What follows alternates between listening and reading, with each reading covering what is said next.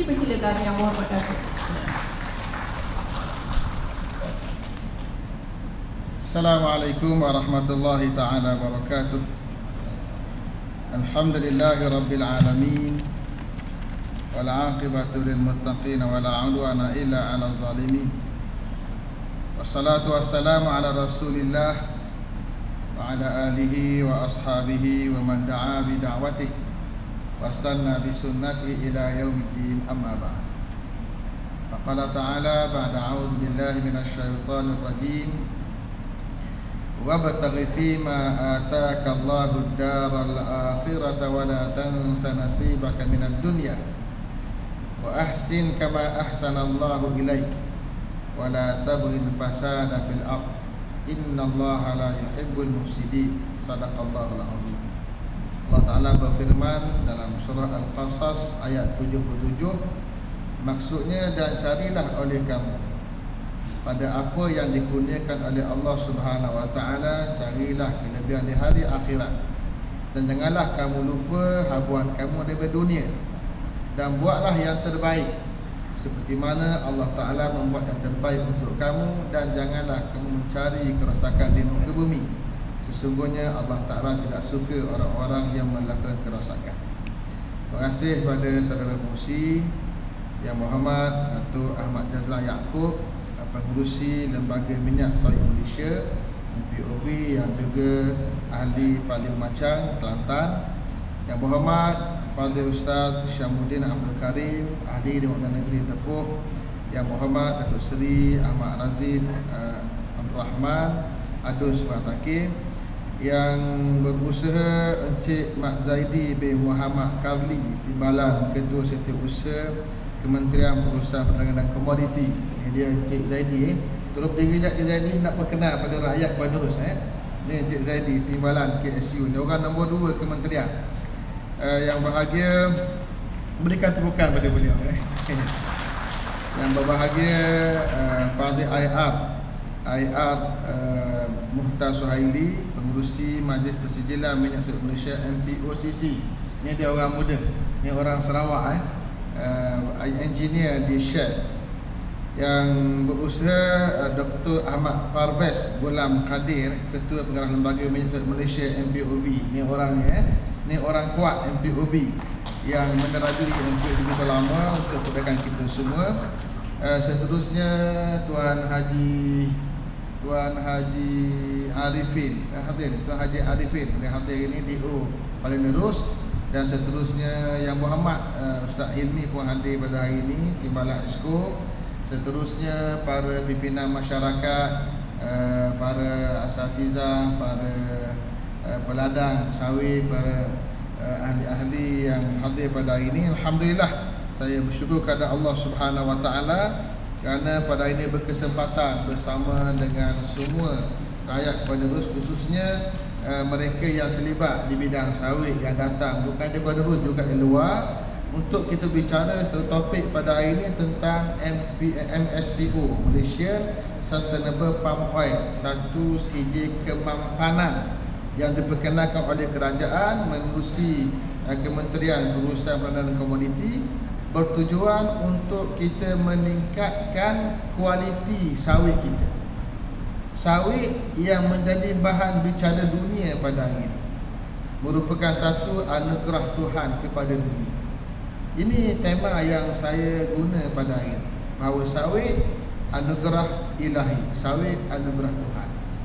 Kenapa saya katakan sawit anugerah Tuhan? Tadi Yang Muhammad Datuk Jazlan sebut banyak tentang sawit, tetapi selalu kita lupa berbicara tentang sawit dari sudut kesihatan.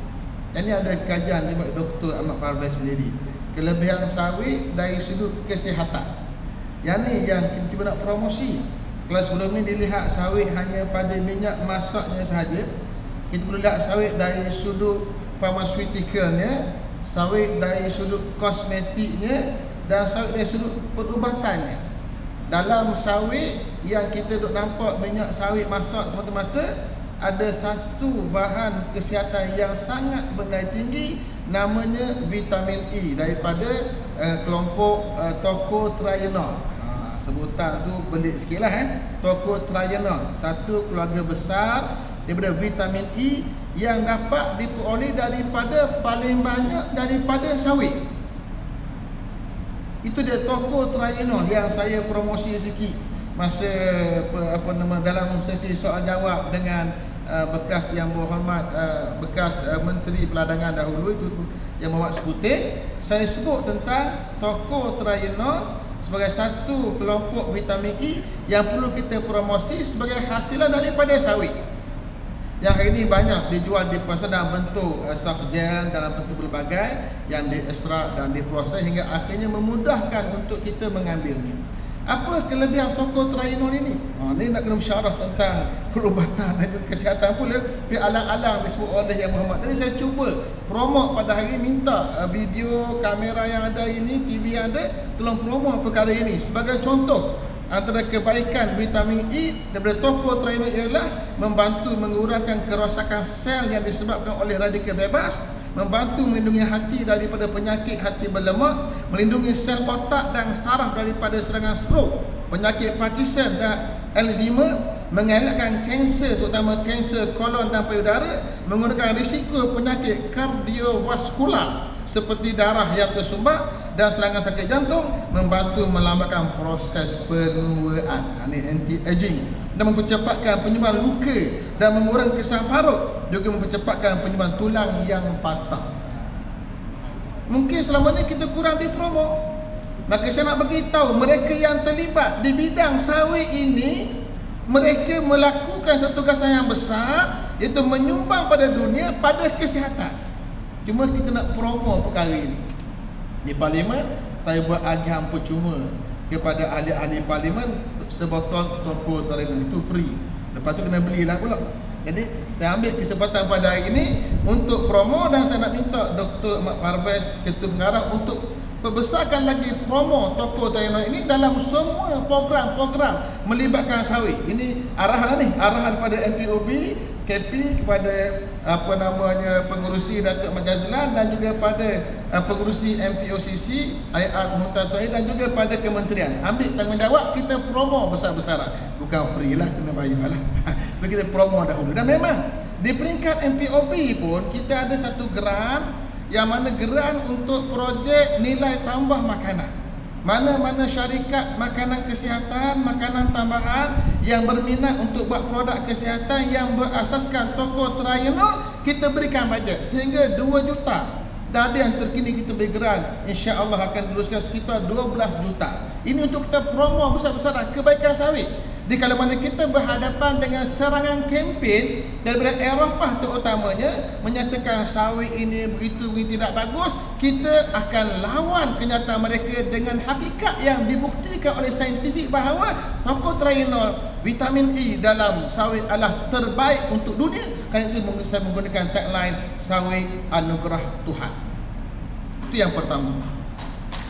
Sebab itulah dalam proses kita, kalau kita lihat sejarah bagaimana kita perkenalkan MSPO, Malaysian Sustainable Palm Oil, bermula daripada di kala mana kita mula diserang oleh Eropah terutamanya, menyatakan bahawa sawit kita tidak mampan, berlaku deforestation, berlaku penebangan hutan, berlaku child labor, berlaku forced labor, berlaku buruh paksa, berlaku buruh kanak-kanak di kawasan perdagangan. Tujuannya supaya sawit kita didiskredit, diperkecilkan sebagai satu saingan pada minyak soya dan juga minyak bunga matahari yang banyak dipasarkan di seluruh Eropah.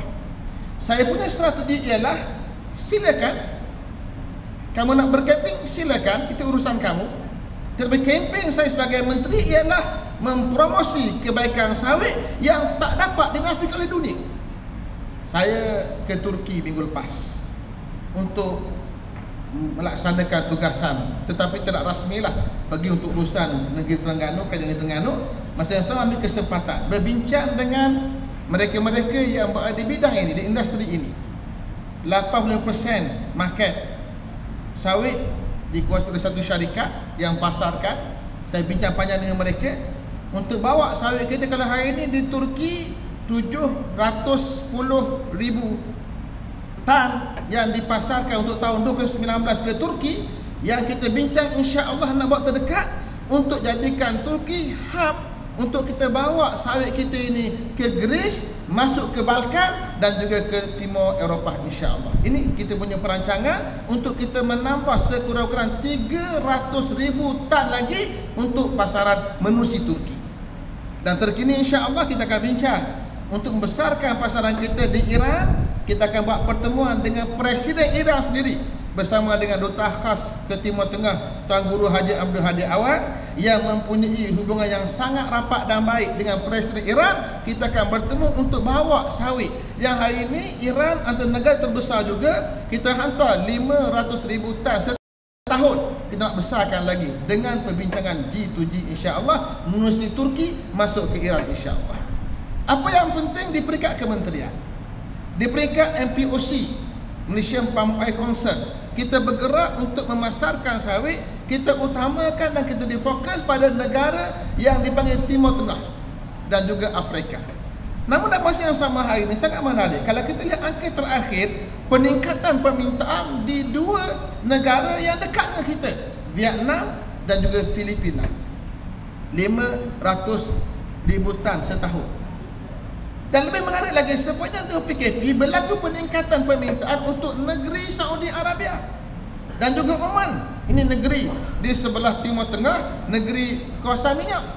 Jadi kerja kita ialah promosi peringkat antarabangsa sebesar-besar. Kerana itu saya letakkan jangkaan dalam ucapan saya di Parlimen ketika menjawab soalan seperti saya sebut, bahawa jangkaan kita untuk 2020 walaupun berlaku pandemik sepanjang tempoh bulan 3 sampailah sekarang masa lagi pandemik, tetapi kita menjangkakan pendapatan ekspor kita untuk sawit dan juga produk berasaskan sawit melebihi apa yang berjaya dicapai tahun lepas, iaitu kita jangka sekitar antara 65 hingga 70 bilion insya-Allah, semuanya dengan izin Allah, dengan bantuan tuan-tuan semua. Di sinilah pentingnya MSP. Di sinilah penting MSP. MSPO persejilan yang kita perkenalkan di peringkat peladangan dan di peringkat industri untuk pastikan bahawa pengurusan peladangan, pengurusan industri mengikut standard GAP yang amalan pertanian baik dan juga merujuk kepada kaedah kemampanan dalam pengurusan sawit. Dan alhamdulillah saya ucapkan tahniah kepada MPOCC dan juga MPOB yang hari ini telah berjaya mencapai sasaran yang sangat besar, iaitu sehingga kini kita berjaya untuk mencapai 85.06% daripada 55.9 juta hektar tanah sawit di Malaysia telah berjaya mendapat persejilan MSP. Maknanya hari ini kita punya tanah sawit, kita letakkan hak limit sampai 6.4 juta, ke 6.5 juta hektar. Dan sekarang kita ada 5.9 juta hektar, 85.06% telah berjaya kita persijilkan. Berbaki lagi sikit. Yang sikit itulah kita mahu uruskan, yang disebut oleh Datuk Jazlan tadi untuk pergi Terengganu. Ini kena buat arahan juga. Pastikan dia MPOCC dan juga MPO, pastikan Terengganu negeri yang terawal 100%. Kalau tak berjaya, kita fikir lagi banyak. Kena buat besar-besaran. Cuma kita ada sedikit cabaran di sebelah Sabah dan Sarawak. Yang ni agak slow kerana kita tahu ada isu-isu, antara isu melibatkan sempadan. Ramai yang terlibat dalam industri sawit ini, pekerja mereka datang dan pergi daripada negeri jiran masuk ke negeri Sarawak dengan sempadan yang sangat panjang, 1000 km yang agak sukar untuk kita kawal. Ini ada sedikit isu, tetapi kita akan cuba bincang melihat di mana permasalahan. Untuk Semenanjung telah mencapai angka yang sangat besar, dan insya-Allah hasil usaha besar kita menusi MPOB dipimpin oleh Datuk Jazlan, orang lama politik, orang lama pentadbiran bekas timbalan menteri kita, dibantu pula oleh Dr. Parvez, orang lama di MPOB yang juga seorang saintis, dibantu oleh IR engineer Mokhtar Suhaili sebagai pengurusi MPOCC. Kita yakin kita boleh buat yang terbaik untuk tahun 2020 walaupun sedang berlaku pandemik. Dan juga untuk makluman semua, di peringkat peradangan sawit, kerajaan melalui kementerian kita menawarkan banyak geran-geran untuk kita meningkatkan pendapatan di kalangan peneroka dan di kalangan peladang sawit kita. Antaranya memenuhi program yang kita panggil skip insentif integrasi ternakan dengan sawit. Mereka yang ada sawit boleh buat satu program integrasi ternakan. Geran kita sediakan dalam skim ini, kita membekalkan induk betina dan jantan iaitu 11 ekor lembu. Ni mesti korban ni. Korban setahun sekali mesti ada permintaan. 11 ekor lembu, 11 ekor kalau harga-harga biasalah untuk korban 4,500, itu sudah 45,000. Kalau bagi setahun berarti pendapatan sampingan kita 3,000 kalau jaga lembu. Cuma lembu cerewet lah. Ini pendapatan tambahan yang boleh kita ambil. Kerana sawit juga ada padanya bahan-bahan yang menarik untuk diberi makan kepada lembu, yang kalau dia makan daging lembu lebih berkualiti.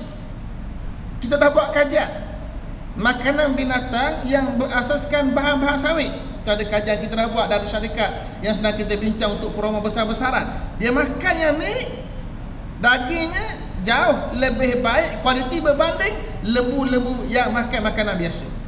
Itu saya kata anugerah Tuhan tadi. Bukan setakat 11 ekor lembu, 22 ekor kambing. Lembu pun ada, kambing pun ada. Ini sistem integrasi ternakan yang kita bagi tak silap 3,000 kambing. Lembu 3,000 semua kan. Sekitar 3,000 kita bagi. Itu untuk integrasi ternakan. Satu lagi, integrasi tanaman. Dia dah ada sawit, dia buat tanaman kontak. Integrasi juga pun sama. Kita berikan geran. Termasuk antara yang boleh ditanam ialah nanas dan juga cendawan. Ini sebagai tambahan. Maka kalau gabung dengan minyak yang semakin naik harga, alhamdulillah, kalau kita baca hari ini berita menarik daripada, saya tolong bacakan berita menarik daripada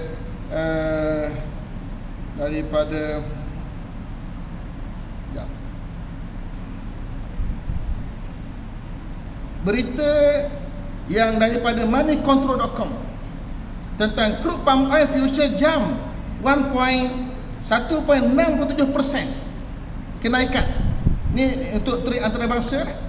Berarti sawit semakin meningkat naik. Kerana kita ambil satu pendekatan strategi, iaitu kita mengecualikan duty ekspor sawit bermula 1 Julai sehinggalah hujung Disember 2020. Ini strategi kita untuk meningkatkan permintaan. Kerana kita sepanjang tu PKP, kita dibenarkan beroperasi. Itu pun langkah strategi kita. Di kala pandemik, sawit boleh beroperasi, boleh dituai dan boleh diproses, disediakan bekalan. Berakhir PKP, kita mula nak pasarkan pada dunia. Kerana itulah alhamdulillah harga sawit ini sangat-sangat menarik, semakin menaik.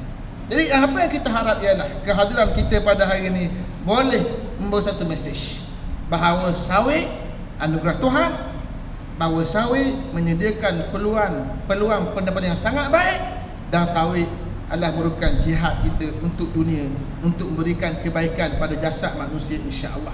Dan saya mengalu-alukan usaha kerja keras yang dibuat oleh MPOB dan juga MPOC untuk meramaikan lagi, untuk memastikan bahawa semua para pekebun kita kecil kita ini boleh mendapat persetujuan MSPO. Itulah sedikit daripada saya. Mudah-mudahan boleh memberi satu gambaran tentang industri ini yang baik datang daripada Allah Subhanahu wa taala, yang kurang itu adalah kelemahan saya sendiri. Aku qali hadza wa astaghfirullahal azim li wa lakum. Wassalamualaikum warahmatullahi taala wabarakatuh.